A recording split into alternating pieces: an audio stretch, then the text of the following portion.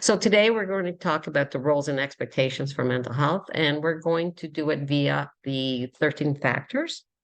And in a way, it's interesting because the me to we to us is actually incorporated. We're going to start with me and can I do, to the we, expectations from our leadership, from others, from our coworkers, from our families, others, and then together, the us, what we can do together, and it crystallizes it when it gets to that point. So I will use that format. Here I go.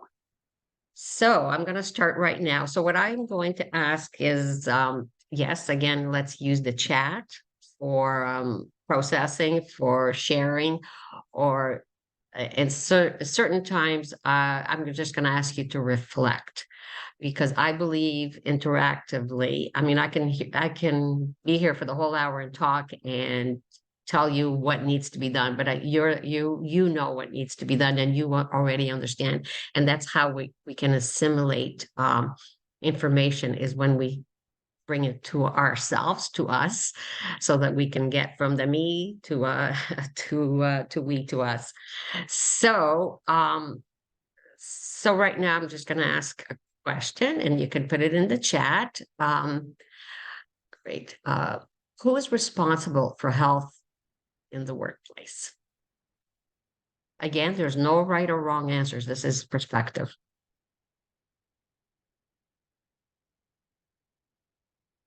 Needs to be championed from the organization. Yes. So, okay. So that's expectation, responsibility. Yes. Everyone is responsible, such as senior leaders, to encourage a safe working environment, to speak up. Yes. Yes. Yes. Yes. Everyone. Yes. So we're all responsible, is what I'm hearing as a comment. Yes. Yes. It would be nice if we I shouldn't say that because there's a lot of organizations that are championing mental health in the workplace, and they're doing their roles. But sometimes we don't have that, and we'll talk about that a little bit later. And then what do we do? Workers need to be responsible, I guess, for themselves as well. That's right. That's right. We need to be accountable and know we need to not only survive, we need to thrive. So here we go. Any others? I think you got it. I think you got it.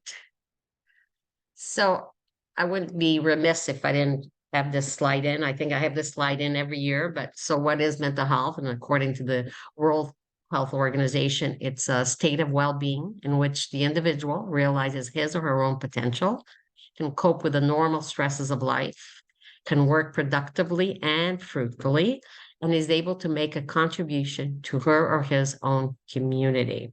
Does anyone disagree with this quote from the World Health Organization? I suppose we can do our own little vision statement, but okay. Okay. Again, the second slide that I'm not going to spend too much time on is, but it is important. I will be sharing this so that Angelica can send it out to other participants. I always like to include this because mental health is about a continuum. It is not static. It is not once you, let's say if you go to the illness component and you get a diagnosis, it is not a sentence or a life sentence. It is continuum. And if we look at it from that way, if we can frame it, then we know we can have the ups and downs. Also, having that always, I'm sure you can see me, that square where you're always healthy is also not realistic as well, because we have feelings. We are human beings with feelings, and there was no sound. Sally is saying there's no sound. Is that me? No. I can hear you perfectly fine. I will. Okay. Okay. Okay. Great. Thank you. Thank you for that. Okay. So just to go over the continuum, there is of course the normal functioning. We're all functioning. It's healthy. We have our ups and downs. We may get angry. We may get sad. We may go through all the different feelings. Again, feelings are not to be discounted. Then we go into so this is when we need self-care and social support. Maybe we start to react a little bit. We start to and we're not too happy with ourselves, where we may get angry or we may get weepy, which is nothing wrong with that. I love tears. Tears are a healthy way to emote and to de-stress. However, if we go on, again, it's all around that time frame. But if it's impacting you, your health, your relationships, both at home and at work, then it's time to just take a stock. I just call it, put in the brakes and see, okay, what do I need to do? So maybe we just need a little bit of maybe we just need to go for a jog. Maybe we just need to go or do or be. Maybe we just need to be and forget the doing. One of my favorite new lines in something I read in the past year is the joy of missing out. I can't tell you how that, just saying that, the joy of missing out gives me such freedom to just be and not feel I have to do everything. So if I can share that with you, if you can take one thing away today, maybe that's it for yourself and to share it with others. So now the continuum, if we don't do anything, if we don't start looking at what is going, if we're feeling a little bit like a little runaway train, then maybe we can go into the injured, where we may need some professional self-care, some supports, and nothing wrong with that as well. Again, all of this is normal in itself as we're functioning, but if it's taking over our lives and over our thoughts, our feelings, then we're not in charge.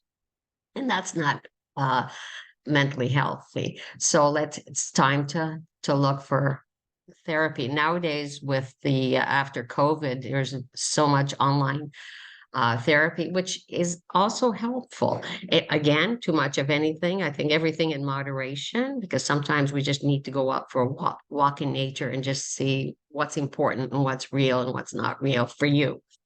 But here's a list of things that can help if you're starting to avoid social situations. If you're someone that normally does, there's some people that they don't like social situations. As long as you are doing what you normally do when you feel good, there's nothing.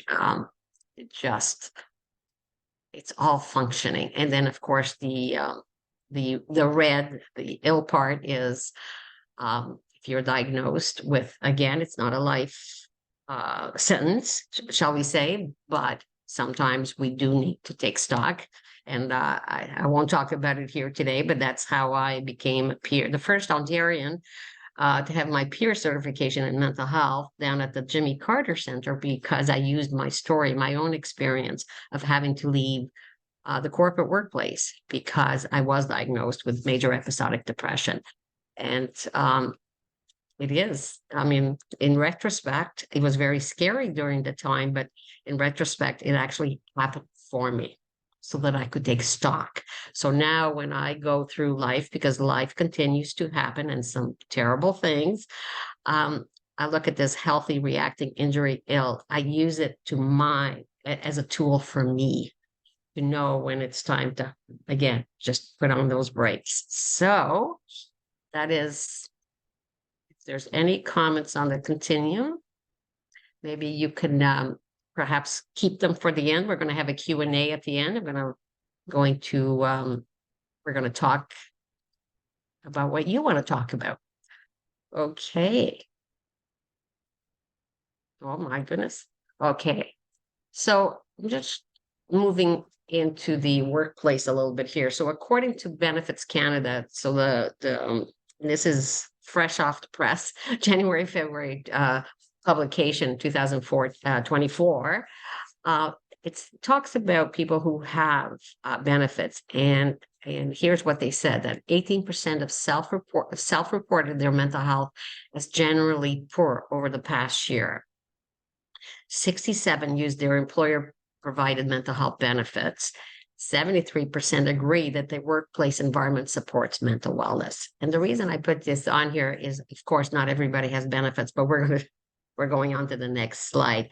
The other thing I want to say right here is that I have put in links as resources at the end of the presentation. You can access the survey. So for anything that I share, you will have a resource at the end. Again, you can have a copy of this presentation. So according to Benefits Canada, these are for people who have benefits, and it would be nice if everyone did. Now, what can employees that don't have benefits, what can they do? Anybody?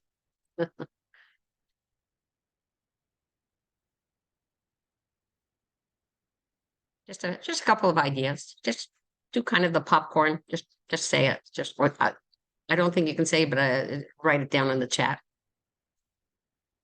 What can employees that don't have benefits do? So you have, which by the way, even those who have benefits, they still need to do some of these other things that we're going to share here for employees that don't have. Um, because usually when it's I won't say the usual, yeah. There's therapies, there's they used to be called the alternative therapies, but they're now called the oh my goodness, now it's escaped me. It's not alternative, they're inclusive. You can have other. Oh, here we go. Speak to your doctor for a referral to a therapist. Yes. Sienna, you can get an RX card from your doctor to help cover some medications. Thank you for that, Sienna. I did not know that. So that is a great share with everyone. You can get an RX card. So that is what, benefits card or from your doctor to help cover some medication. That's great. How about things like getting a referral for mindfulness? Because usually it has to be referred in order to be free of charge and covered by OHIP. And I think now it is again, I want to say the alternative and I blanked out, but it's the complementary. Okay, complementaries like the Reiki sessions, the massages, referred by your doctor. And if you don't have, at least, if anything, you can put them on your tax return as you've spent healthcare dollars, as long as you keep the receipts. But there's many things that we now can do that we could not do 20 years ago, thankfully, and this is the good news. There's a website. Yeah, absolutely. There's affordable therapies. There's free therapies, depending what community you're living in. Absolutely. I love it, Sienna. You can keep on going. This is great. I love what you're sharing. It's great. What else can we do? So we can do the therapies. Definitely medications it's a doctor refer, so we can't do that. Absolutely. Sometimes doing a hobby and going in, and it's almost like you're taking your mind out of what the issues are, and then you talk and you make friends, and before you know it, or volunteering. I know that during my recovery period, during those 5 years, I volunteered with Canadian Mental Health Association I wanted to understand what was happening, what happened to me. So I joined, and all of a sudden I became the facilitator for the program. And meanwhile, I was still struggling a lot, but every step took me closer to being where I am, thankfully, nowadays. So as long as we put that foot in front of the other and we ask for help, knowing how to ask for help is very empowering. Of course, maybe communication skills are very important as well of how we do it. Okay. Want to make sure. So here's some other resources that we can do. So I'm thinking about work. Oops, sorry. Oh no. How can I go back? Back. Here we go. So the reason why I put career review here, because we're talking specifically about workplace mental health and psychological health and safety. Sometimes I'm not saying that you need to do a career and that to move out. It could be because sometimes we blame the organization or the job. Sometimes we need to do our own inner review and see, why did you go into that career, and revisit your goals so that you can get inspired again. Because when we are in recovery, or when we are experiencing all that, we need those sparks of hope in everywhere. So it's almost doing a life map of our lives, and each area we need to look at. So I always put career review first because, especially in the workplace, because you need to tap in to what made you go there and why is it important that you're doing that job and what are you good at? What do you need to improve upon? So it is part of being psychologically and having mental health in the workplace.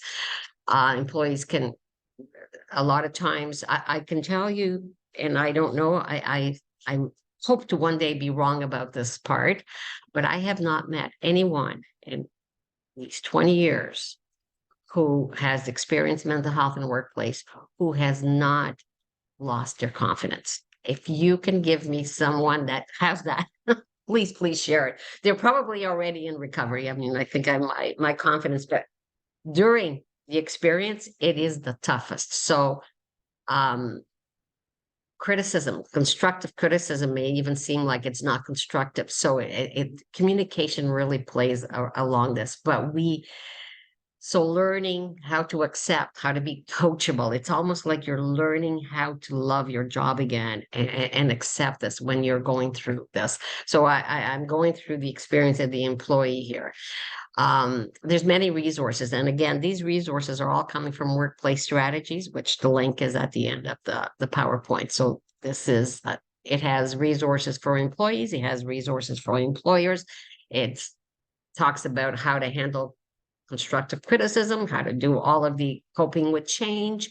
Coping with change is how do we cope with change? So again, doing some inner reflection, other with if you could do it on your own, that's great. If you could do it with resources online, that's great. But a lot of times we need someone else. And I'm not going to tell you who that person is. Sometimes it can be a family or friend, but we need to make sure that though the individuals, if it is a family or friend, don't love you so much that they're going to want you to change like tomorrow or today, that it will create even more stress. So I'm always very, very careful to say that because sometimes we need to step outside of our inner circle so that we can get people who are going to support us without the pressure of family who love us so much that they want us to be okay now. And that's very hard to do when you're going through these things. So it's an important concept to remember. Um, let's be real. Sometimes we're dealing with a stressful boss. How do we have those conversations? How do you feel confident addressing issues that you need to address? So there's all these resources available on their working place strategies. For yourself, make sure you healthy break activities. I understand that some people may be working from home, but even then, you go outside for a little break just to get some fresh air so you can come back to your desk and feel refreshed. So this is important. Independent professionals, as we talked about, that we can have therapy, and hopefully you have a good one. I had the most amazing therapist who actually was instrumental in my getting better. So managing trauma at work, and again. That's something that's also different from 20 years ago. No one talked about trauma. Trauma was only when it was a loss of by death or war, whatever. But now we recognize that trauma, there's many different types of trauma. There's what they call the small T and the large T trauma. It doesn't really matter. I always liken it to what a good friend of mine talks about, the flat tire. It doesn't matter if the flat tire is from a small tear or a large tear. It's still a flat tire. And that's the same thing that applies to trauma. So it is important not to discount it. Let's get all the resources that we can, because these are some resources. Then, of course, mental health at work, looking at resources that you can acquire yourself. You don't need to go and spend a lot of money to get these resources. They're luckily for us nowadays, they're online. There's a lot of mental health awareness videos. Again, you'll have all of that. And knowing how to request accommodations. Again, going back in the olden days, I'm going to say accommodations looked very cookie cutter. It's basically you're returning to work so many hours and you're going to be better by next week. So everything's fine. Well, we know that's not the case. So there are many different types of accommodation that how that um realistically you can have the conversation about. And again, there is the resource. I'm going to show you. It's this resource that you're going to see, which is all around. It's supporting employee success. And it has a section for employees to fill out. It has a section for managers to fill out. It has a section for your doctor to fill out. It has a section for whoever is in on your team. And I mean mental health team to do it. I highly recommend it because I use it sometimes to address certain issues, certain boards that I'm on, so on. Just how do we support successful conversations? That is really what that tool does. And it's realistic. So again, part of what I want to do today is leave you with all these resources that you can access yourself, either for yourself or for supporting those around you. Work life balance tips. I mean, I know that we probably have too much information out there. So how do we discern what's for us, what's not for us, learning how to trust? I'm also a believer, and I can only go based on my, no, I shouldn't say that it's based on my own experience, but also based on the experience of coaching others, returning to work from a mental health issue, is that um, it's not just one thing that's going to help us. It's many things. And I'm going to say, if I were to think of one word for me, would be my curiosity saved me. So being curious to trying different things, knowing that doesn't work, you can say goodbye to it, but this works and keep at it. And I can definitely mindfulness, which I didn't put here, is one way that we can do it when we don't have those benefits, and if we have those benefits that we need to do. So we were in the me perspective. Now let's move to the workplace. What does a safe workplace, the space, and I changed it on purpose because this is part of the mindful employer Canada body of work. They call it workspace, which I think is brilliant because it's, what's our workspace? It can be home, it can be in the office. Does it have, you have 50 people in your office? Do you have 10? Do you have one? Do you have five? So what is a safe workspace for you? And what does it mean to you? Be in a safe workspace. So please use the chat, a couple of sentences, words. I'd love to see where you're at with this before we move on to the psychological health and safety factors. What is a safe workspace?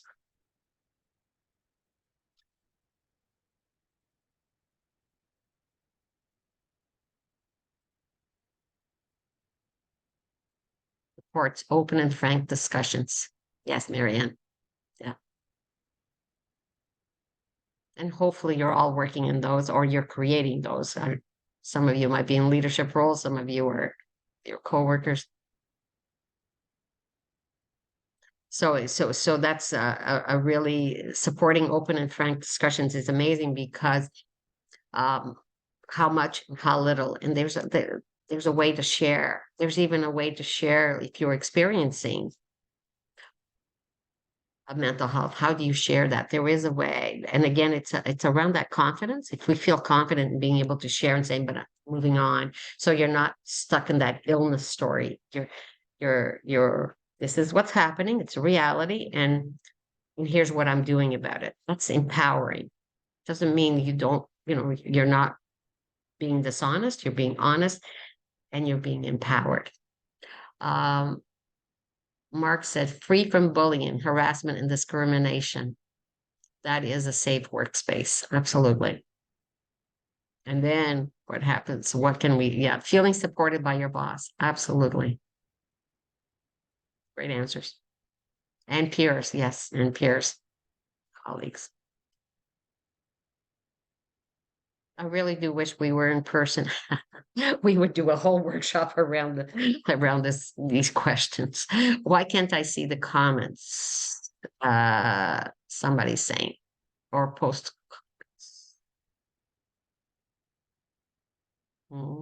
I'm not sure. I'll leave that to Angelica to answer.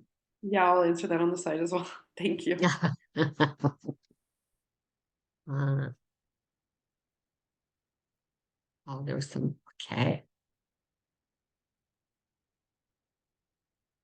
Okay. Oh, my goodness. Sorry, Mike. So what hinders a safe workspace for you, in your opinion? What stops a workspace from being safe? And that's another thing. I'm so glad that we can use the word safe nowadays. 20 years ago, we couldn't use that. What's that? But it's so true, isn't it? It describes it really nicely.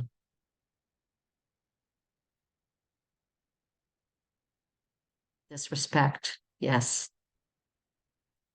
Gossip. Absolutely. What else? What else hinders a safe work space?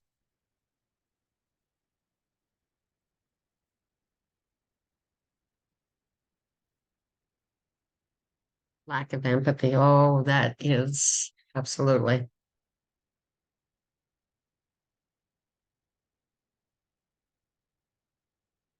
Can we get empathy? Can we learn empathy? We think a lot of, I'm hoping that there's certainly a lot more available. Like, I know as a leader in my former life, I had to do major emotional intelligence training, which actually helps me with the work I'm doing now with this. Um, every manager and every leader should be able to take that because it's not just because they may not be missing it, they already have it, but to feel confident in being able to have those conversations around. And empathy is definitely something that we can learn, acquire. So, okay. So, according to Mindful Employer Canada, a safe workplace is somewhere we belong, where we are appreciated for exactly who we are. And I think someone alluded to that. We don't feel a pressure or need to put our armor on before we begin to engage with coworkers, leaders, colleagues, clients, or to be patients. It is a place where we feel respected and where we respect others. So that old adage, you want to be treated like you treat others or vice versa and so on.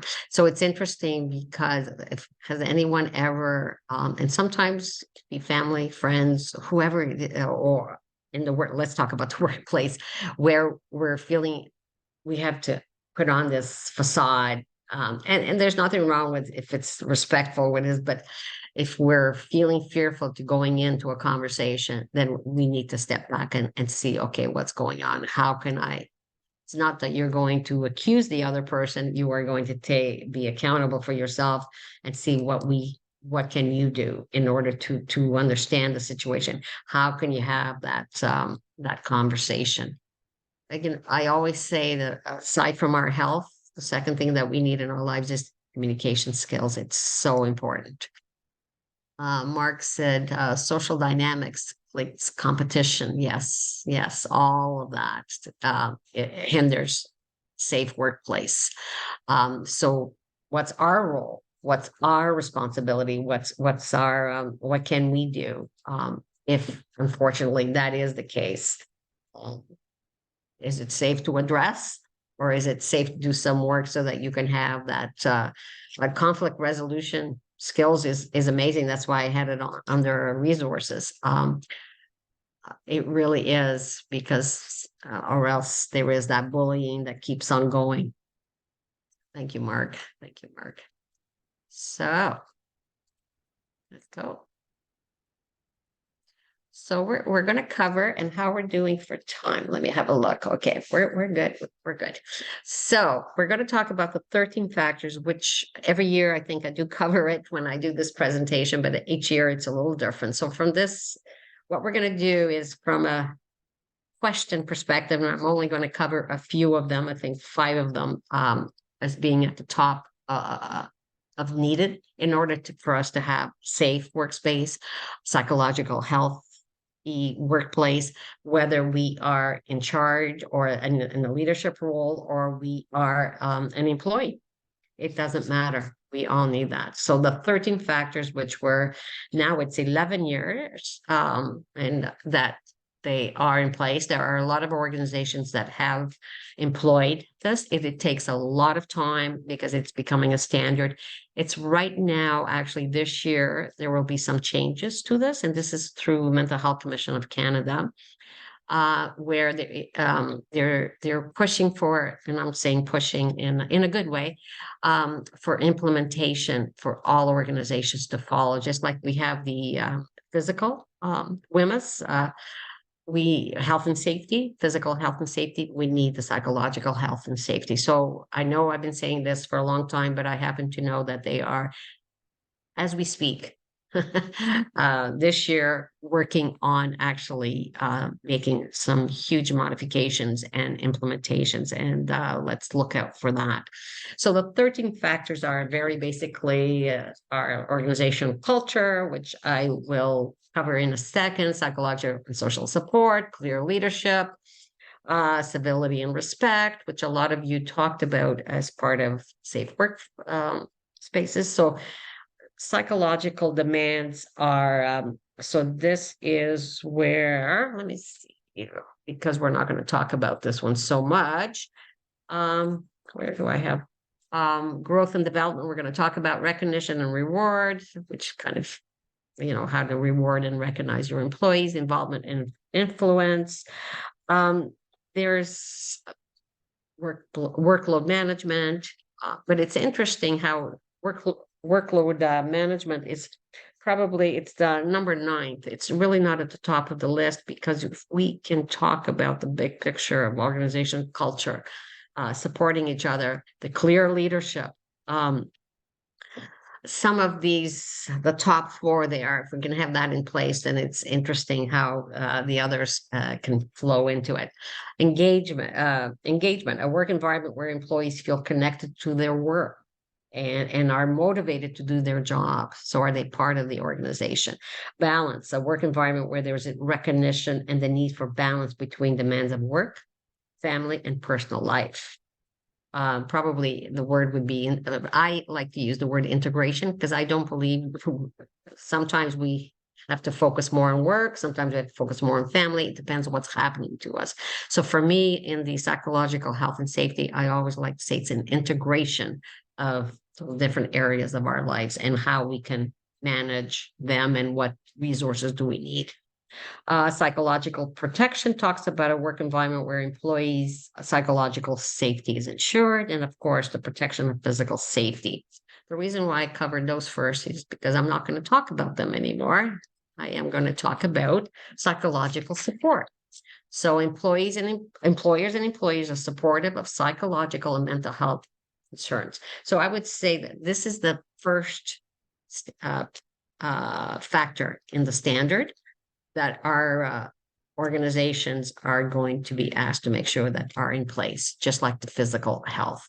So what I'm going to ask you to do, you can choose to share with us in the chat, or you can reflect for yourself, because one of the things that I want you to reflect upon is so that you look at this from a different way. So if we can think of a time when you did not feel supported, so that whatever role that is, you don't judge the other person as much, because you're going to know what it feels like. So how can you support someone? So how did that make you feel when you did not feel supported? And again, you feel free to share, or just take a few, if you have a writing, I always have a journal near me, just make some personal reflections, because this will help you to be able to talk to this factor in your workplace. Again, I wish we were in a workshop style. Food for thought, Angelica. Yeah, it would be definitely nice. So someone said frustrated, embarrassed. Yes, when we didn't feel supported. So hopefully that makes you be able to support someone else, because we don't really want others to be felt unheard, unvalued. Yes. So psychological support is about not feeling any of those things all around, to and from. Thank you for sharing.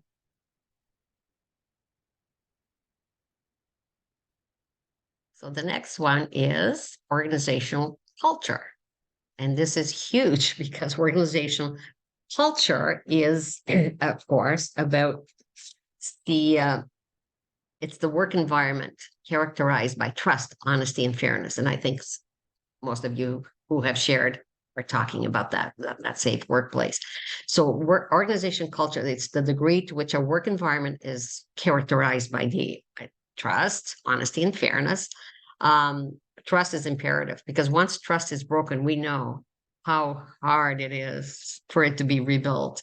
It's a big job. So it's better if it's in place all along.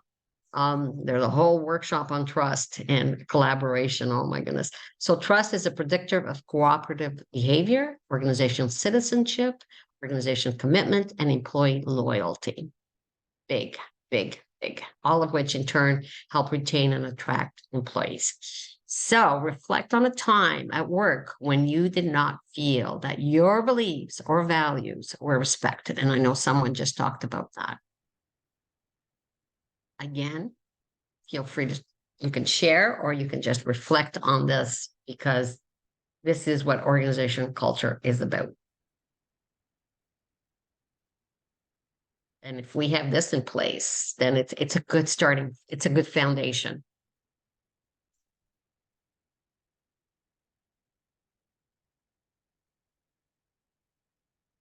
The next one is clear leadership and expectations. So this would be, this is the third factor. So leadership is effective and there's support that helps employees know what they need to do, how their work contributes to the organization and communicates any impeding changes. I think I misspelled that. Make employees part of the process of change. So, I always call it the old style of leadership and the newer style. Well, it wasn't leadership, it was really management when people had all the information very close to their hearts and did not share with their employees. I think what we need to do is to be able inclusive. This is the me to we to us, because then we have loyalty, we have trust, and we have valuable information. Our employees know their business. So to be part of any changes that are coming on, again, first is communication, and then to make them part of the process. Excuse me. So reflect, think about a time at work when you were given unclear direction. How did you feel? And what did you do about that? Oops. Did you do anything about it? Did you just grumble? Did you go, oh my gosh, what is that person talking about? Blah, blah, blah, blah, blah. Or did you go out and get more information? Did you speak up? Again, you don't have to share this. This is about reflection in order to acquire these factors to really know why we're mentioning this, because this is so important. How do you handle, and does it work for you? Because if it does, that's great. If it doesn't, what do you need to do differently? Okay. And second last one is, in an organization with positive civility and respect, employees might say things like, people treat each other with respect at work. My workplace effectively handles conflict among its employees. People from all backgrounds are treated fairly in my workplace. My workplace has effective ways of addressing inappropriate behavior from the people we serve or deal with or whatever. Don't we wish, and I hope each one of you works in an organization like this. I think this can cause apathy.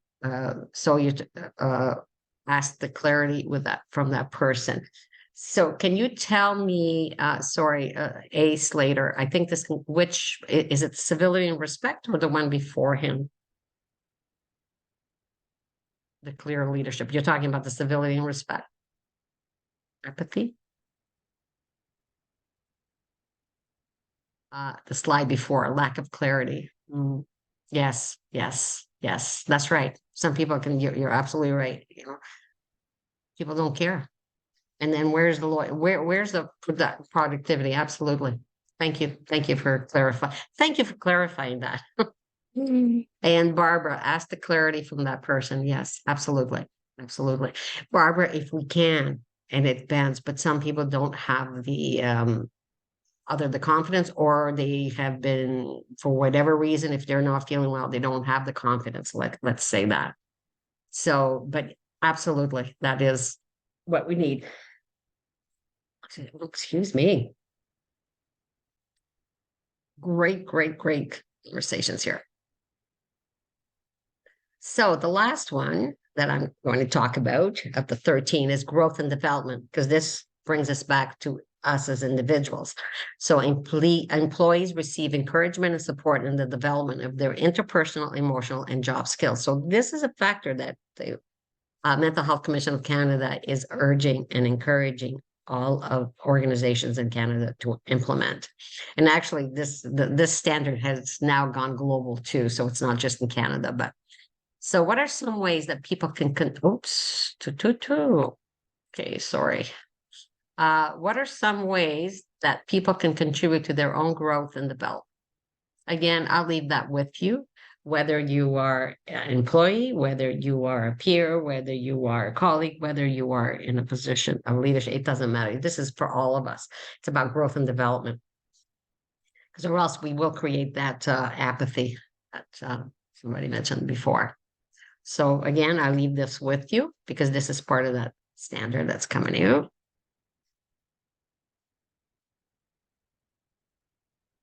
Okay. So what are the benefits of psychological health and safety? So again, these are the 13 factors, which were in the first when I shared the 13 with you, and you will have the resource from or the link to Mental Health Commission of Canada. So employees will feel supported and respond accordingly. Employees will know they are in an organization that cares about them. Employees will feel valued for their contribution. Employees will be included and engaged, and employees will feel safe to not know all the answers. They will know where to get the information. So again, these are the things I just mentioned. So here's the resources that I mentioned in the links. Benefits Canada, Mental Health Commission of Canada, Mindful Employer, and Workplace Strategies. And the last one is last but not least, because they has so many resources there for employees, for employers, for every kind of situation that can happen around mental health in the workplace. It was started by Marianne Baton, who's written the book, who is the guru of mental health in the workplace. So